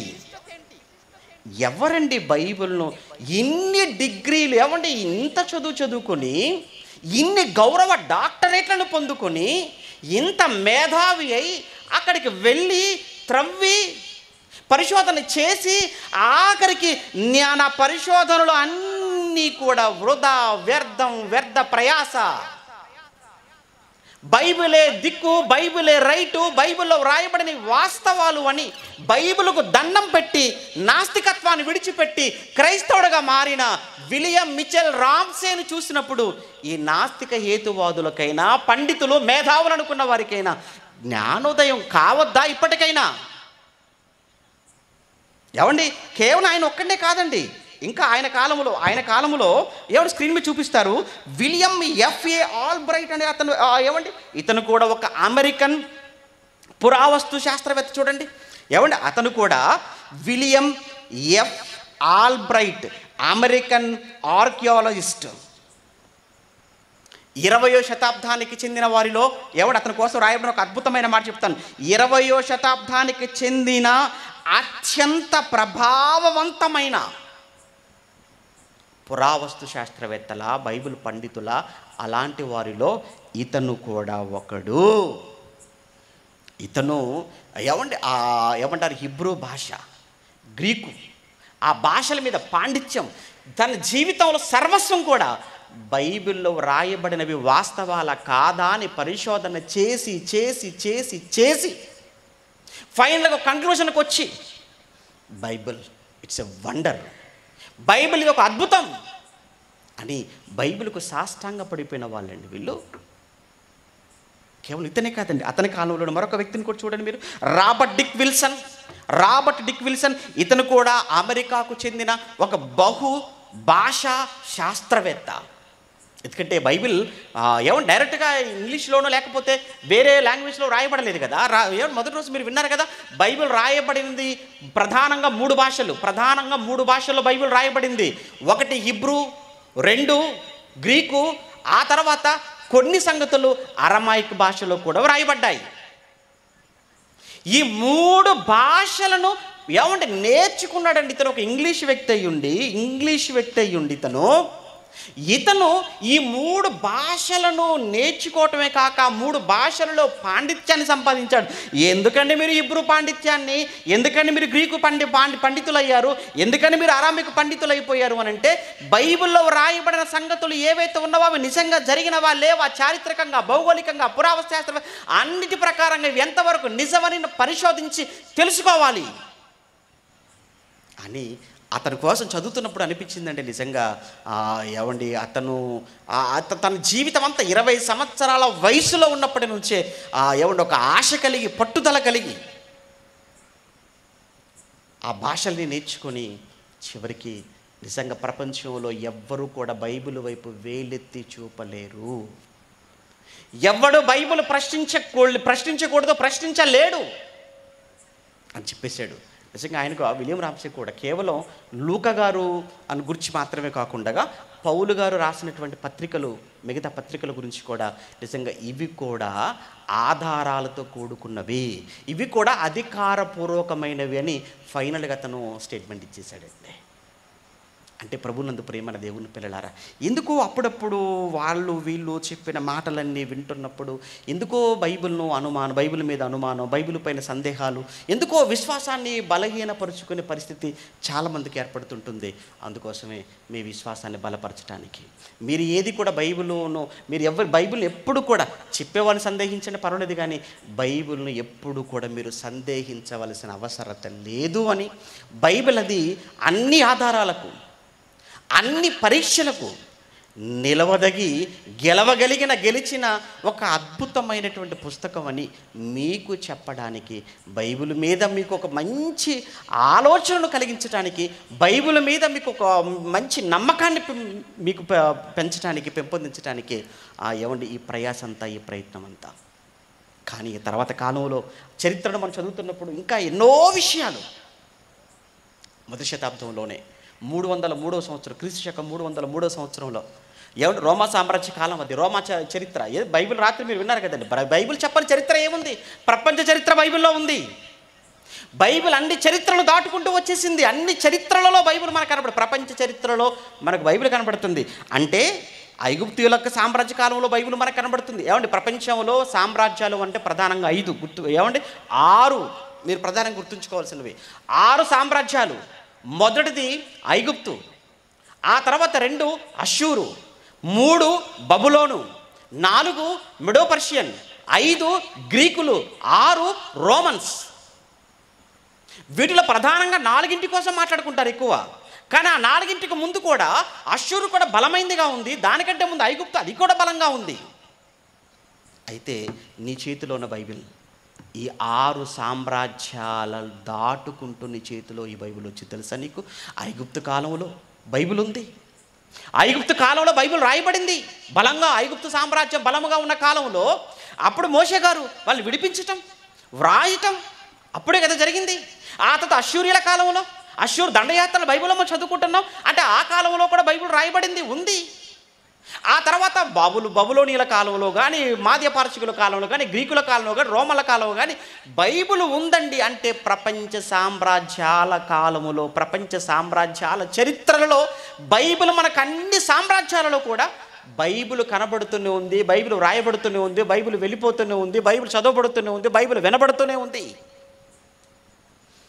ఇంత విశిష్టత కలిగిన, ఇంత చరిత్ర కలిగినటువంటి పుస్తకం ఏ పుస్తకం అండి? చెప్పండి, ఏ పుస్తకం ఉంది చెప్పండి? 303 రోమా సామ్రాజ్యం. డయోక్లిషియన్ అనేవాడు చక్రవర్తి అయ్యాడు. వాడు ఒకటే పనిగా పెట్టుకున్నాడు, ఈ క్రైస్తవ్యం అనేది ఉండకూడదు, బైబిల్ అనేవి ఉండకూడదు అని ఒక పెద్ద బోర్డు మీద క్రైస్తవులు చదువుతున్న బైబిల్ నిషేధించబడింది, బైబిల్ లేదు ఈ రాజ్యములో అని రాయించేశాడు. రాయించటమే కాదు, ఉన్నటువంటి ఆ ప్రతులు ఆ కాగితాలు, ఆ చుట్టలు ఏవైతే ఉన్నావో అవన్నీ తీసుకొచ్చి తగలబెట్టించేశాడు వాడు. డయోక్లిషియన్ 303. కానీ ఒక 20 సంవత్సరాలు అంతే, ఒక 20 ఏండ్లు, 20 ఏళ్ల తర్వాత జరిగింది. 303లో వీడు డయోక్లిషియన్ అనే చక్రవర్తి అధికారంలోకి వచ్చి సింహాసనం మీద కూర్చొని క్రైస్తవానికి వ్యతిరేకంగా వీడు ప్రవర్తించి క్రైస్తవులు పవిత్రంగా భావించే ఆ లేఖనాలతో కూడుకున్న ఆ గ్రంథపు చుట్టలు తెప్పించి నిప్పంటి తగలబెట్టించేశాడు. కాల్చేస్తే కాలిపోయేది అనుకుంటున్నావా? వాక్యం కాల్చేస్తే వాక్యం కాలిపోదయ్యా, అది నిన్ను కాల్చేసేంతవరకు నిద్రపోదు. అది వాక్యం. 20 ఏళ్ళు తిరిగిపోయి అంతే. 323కు రాగానే కాన్స్టాంటైన్ అనేవాడు కూర్చున్నాడు సింహాసనం మీద. మారిపోయాడు. ఎంతకాలం ఉంటాయా నీ అధికారం? ఎంతకాలం నీ అధికారం? ఎంతకాలం నీ పవర్? ఎవరు? నువ్వు శాశ్వతమా? నువ్వే శాశ్వతం కాదు. నువ్వు శాశ్వతం కానప్పుడు ఆఫ్టర్ ఆల్ నీ అధికారం అది ఏ అధికారం అయితే ఏంటి? మనిషే ఇంతలో కనబడి అంతలో మాయమైపోయే నీటి ఆవిరి, నీటి బుడగవంటి వాడన్న సంగతి తెలిసి ఏ క్షణాన ఏం జరుగుతుందో తెలియని భయానకమైన పరిస్థితుల్లో ఈరోజు మానవ సమాజం ఉంటే, ఈరోజు దేన్ని చూసుకొని విర్రవీగుతున్నావు, దేన్ని చూసి నువ్వు గర్విస్తున్నావు? నీ అధికారమా? ఎవడికి కావాలి నీ అధికారం? అది ఎంతకాలం నీ అధికారం? ప్రపంచాన్ని ఏకఛత్రాధిపత్యంతో ఎలా అనుకొని కలలు కని ప్రపంచ పటం మీద నిద్రించిన ఎందరినో చూసాం. అందరూ మట్టిలో కలిసిపోయారు. మనకి తెలియంది కాదు కదా. అంతకంటే గొప్ప అధికారాలా ఈరోజు ఉన్న అధికారాలు? 23 కాన్స్టాంటిన్ చక్రవర్తి అధికారంలోకి వచ్చాడు. విచిత్రం ఏంటంటే ఈ కాన్స్టాంటిన్ అధికారంలోకి వచ్చాడు. అధికారంలోకి వచ్చినటువంటి కాన్స్టాంటైన్ కొద్ది రోజులకే ఇతను క్రైస్తవుడు అయిపోయాడు. ఇంటి విచిత్రం ఏంటి? కాన్స్టాంటిన్ చక్రవర్తి, రోమా సామ్రాజ్య చక్రవర్తి క్రైస్తవుడిగా మారిపోయాడు. క్రైస్తవుడిగా మారటమే చెప్పిన మొట్టమొదటి మాట ఏంటంటే 24 hours టైం ఇస్తున్నాను మీకు, 24 గంటల సమయం ఇస్తున్నాను. 24 గంటల్లో నా కళ్ళ ముందుకు 50 బైబిల్ ప్రతులు నా ముందు కళ్ళ ముందుకు తీసుకొచ్చి పెట్టాలి మీరు ముందు అనేసాడు. అంతే. 24 గంటలు. అప్పుడు ప్రింటింగ్ మిషన్ ఎక్కడ ఉంది అంటే తీసుకొచ్చి పెట్టడానికి జిరాక్స్ మిషన్ కూడా లేక తీసుకురావడానికి వ్రాయాలి మనలా. 24 గంటల్లో 50 బైబిల్ ప్రతులు తీసుకొచ్చి పెట్టేశారు అక్కడ. క్రైస్తవ్యం చట్టబద్ధమైంది. క్రైస్తవ్యం చట్టబద్ధం చేశాడు. అనేక మంది క్రైస్తవ్యాన్ని స్వీకరిస్తున్నారు. అంటే ఒకడు బైబిల్ లేదు అని, బైబిల్ ఇక ఉండదు అని ఛాలెంజ్ చేసి బైబిల్ తగలబెడితే ఒక 20 ఏళ్ళలో చూసారు ఎలా అయిపోయిందో. అంటే ఒక విషయం నాకు ఎప్పుడు ఈ మాట మాకు చెప్పాలనిపిస్తుంటుందండి. ఏ రోమా సామ్రాజ్యం ఆ తర్వాత వచ్చినటువంటి చక్రవర్తులు మళ్ళా క్రైస్తవులు హింసించారు, బాధపెట్టారు, అది వేరే విషయం. కానీ ఏ రోమా సామ్రాజ్యంలో చక్రవర్తులు ఎక్కువ మంది ఏమంటే క్రైస్తవ్యానికి అగైనెస్ట్ అయిపోయారు, క్రైస్తవ్యానికి విరోధులుగా మారిపోయారు. ఏమంటే రోమా సామ్రాజ్యాన్ని పరిపాలించిన రోమా చక్రవర్తులు వాళ్ళు ఒకే ఎజెండాతో పనిచేశారు. ఏంటి ఆ ఎజెండా అంటే క్రీస్తు ఉండకూడదు మన రాజ్యంలో, బైబిల్ ఉండకూడదు మన రాజ్యంలో, మన సామ్రాజ్యంలో. ఈ క్రీస్తు బైబిల్ క్రైస్తవ్యం లేని సామ్రాజ్యాన్ని మనం డెవలప్ చేద్దాం అనుకున్నారు. ఏ రోమా సామ్రాజ్యం అయితే క్రీస్తు క్రైస్తవ్యం బైబిల్ లేకుండా చేయాలనుకుందో అదే రోమా సామ్రాజ్యం క్రైస్తవ సామ్రాజ్యంగా మారిపోయింది. ఆ రోమా సామ్రాజ్యం క్యాపిటల్ రోమ్ ఈరోజు క్రైస్తవులకు అది పుణ్యక్షేత్రంగా మారిపోయింది. అంటే ఏ రోమా పట్టణము నుంచి, రోమా చక్రవర్తులు ఎక్కడ ఉండేవాళ్ళు? ఆ రోజు రోములోనే కదా ఉండేవాళ్ళు. ఈరోజు దేశ ప్రధాని ఢిల్లీలో ఉంటాడు మనకు. ఆ రోజు రోమా సామ్రాజ్యాన్ని ఏలే చక్రవర్తులు రోమ్లో ఉంటారు. ఆ రోము నుంచి ఒకప్పుడు బైబిలుకు భిన్నమైనటువంటి చట్టాలు, శాసనాలు బయలుదేరాయి. ఆఖరికి ఏ అంతఃపురం నుంచి, ఏ రాజకోట నుంచి క్రైస్తవ్యానికి భిన్నముగా చట్టాలు బయలుదేరిపోయాయో అదే రోమ్ పట్టణం, అదే రోమ్ అంతఃపురం ఆఖరికి ఎలా మారిపోయింది? క్రైస్తవ్యంగా మారిపోయింది. ఏంటండి విచిత్రం? ఇది కదండి బైబిల్ ప్రభంజనం కాదండి అది. ఇక ఆ తర్వాత ఇలాంటి వాళ్ళు ఎందరో వచ్చారు, ఎంతోమంది ప్రగల్భాలు పలికారు, ఎందరో సవాలు చేశారండి బైబిల్కు. అందులో ఒక ఆయన పేరు చెప్పి ముగించేస్తాను ప్రియులారా, చాలా సమయం అయిపోయింది. ఏమంటే 18వ శతాబ్దం, అది ఏమంటే 18వ శతాబ్దం, ఫ్రెంచ్ గొప్ప రచయిత, గొప్ప మేధావి, బాగా సంపన్నుడు. ఆయన పేరు వాల్టైర్. వినే ఉంటారు. నాస్తికుడు వాడు కూడా. ఒక నాస్తికుడుగా, అలానే గొప్ప రచయితగా, బాగా సంపన్నుడుగా పేరు మోసిన ఈ సర్ వాల్టైర్, గౌరవం అతనికి, సార్ గౌరవం.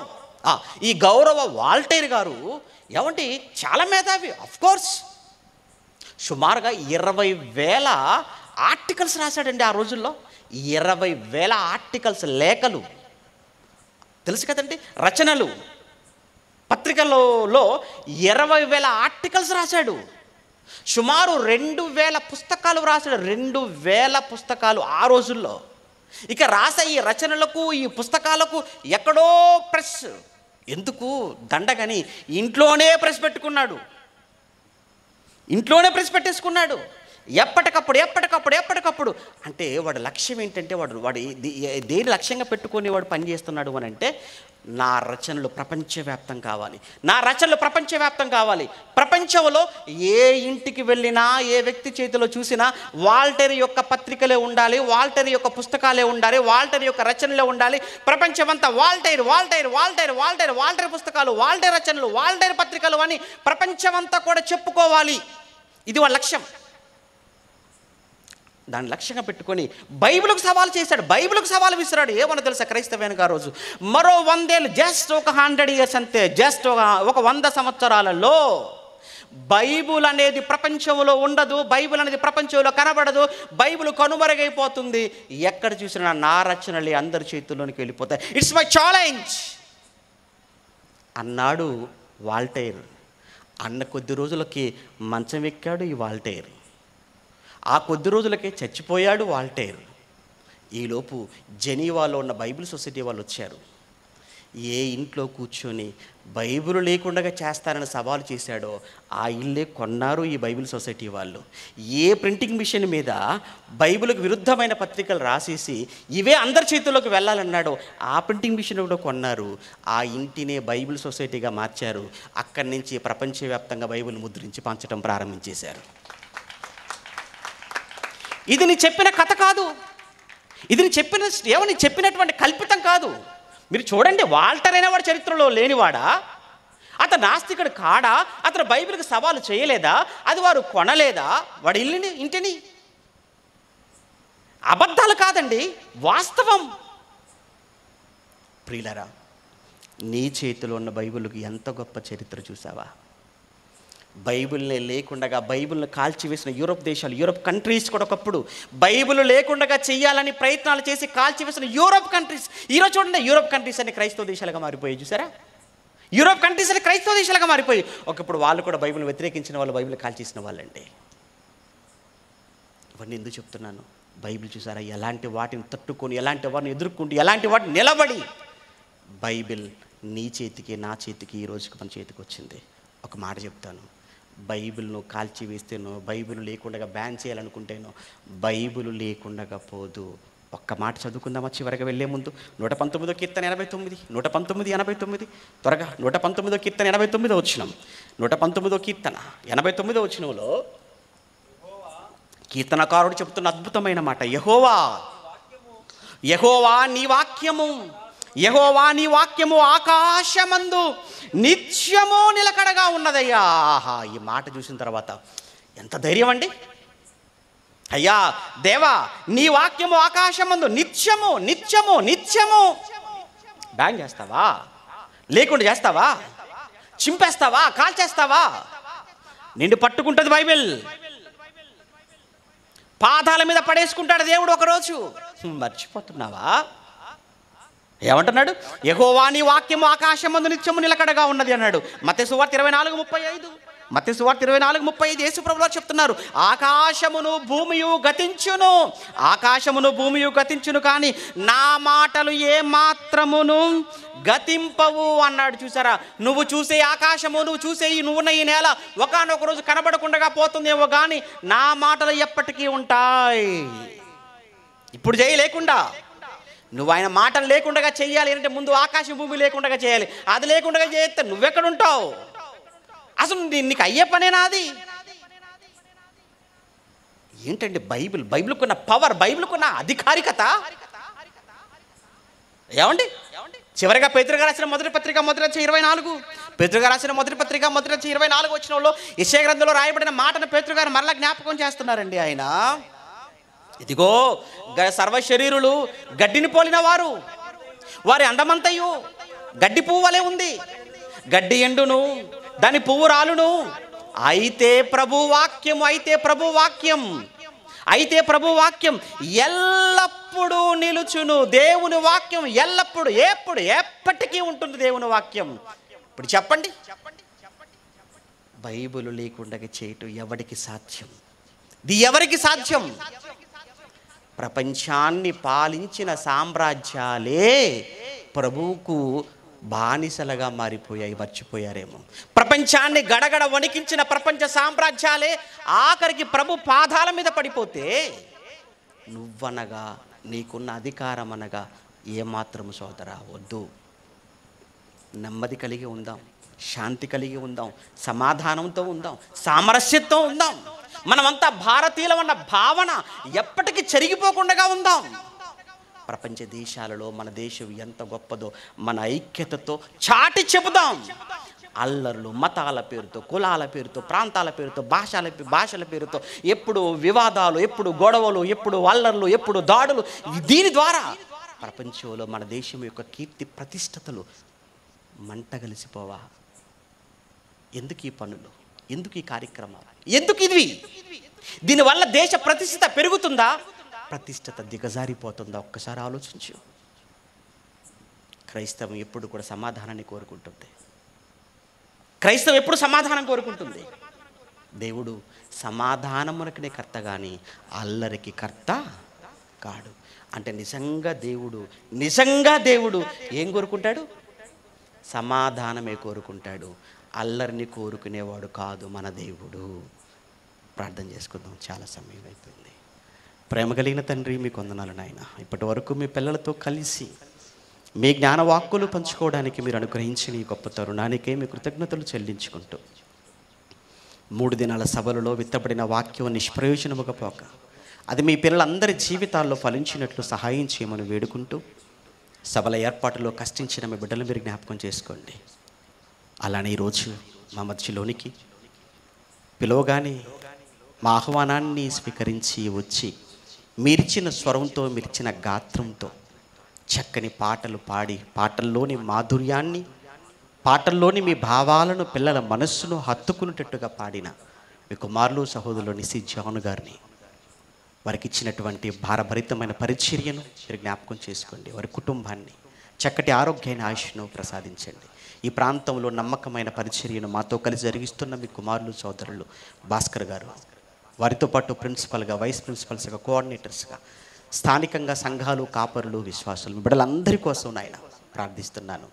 మా మధ్య ఈ రోజున్న ఈ ప్రేమ, ఈ ఐక్యత, ఈ సహవాసం మా బ్రతుకులో ఆఖరి వరకు మేమంతా కూడా దీన్ని కొనసాగించుకునేలాగా కృప చూపించమని కోరుతూ, వెళుతున్న మాకును ప్రయాణమై వెళుతున్న మీ బిడ్డలకును క్షేమంగా చేరవలసిన చోటుకి చేర్చమని వేడుకుంటూ, రేపటి దినాన్న తిరిగి నెల్లూరులో జరిగే సభను మీకు మహిమకరంగా జరిగించమని క్రీస్తునామని ప్రార్థన అడుగుతున్నాము తండ్రి. ఆమేన్. మన తండ్రి అయిన దేవుని ప్రేమ, కుమారుడైన యేసుక్రీస్తుల వారి కృప, పరిశుద్ధాత్మని యొక్క అన్యోన్య సహవాసం ఇప్పుడు ఎల్లప్పుడు సదాకాలం మనందరికీ తోడే నడిపించునుగాక. ఆమేన్. బైబిల్నే తప్పంటే దేవుణ్ణే లేడంటే వాదించి ఓడించి నీ నోరు మూయిస్తాం. యేసుక్రీస్తు మీద తప్పుడు మాటాలంటే నీ నోరు మూయించే మేమందారున్నాము. యేసు జోలికొస్తే మేమే ఊరుకోము, బైబిల్ జోలికొస్తే మేమే ఊరుకోము. ఎదుటి వారికున్న విశ్వాసము విమర్శించే హక్కు లేదు. ఎదుటి వారు నమ్మే ఏ గ్రంథము విమర్శించే హక్కు లేదు. చట్టాన్ని ఎదిరించి బైబిల్ని తప్పంటే శిక్షే ఖాయం. సర్వజ్ఞానమే కలిగి ఉన్నదే బైబిలే దైవ గ్రంథం.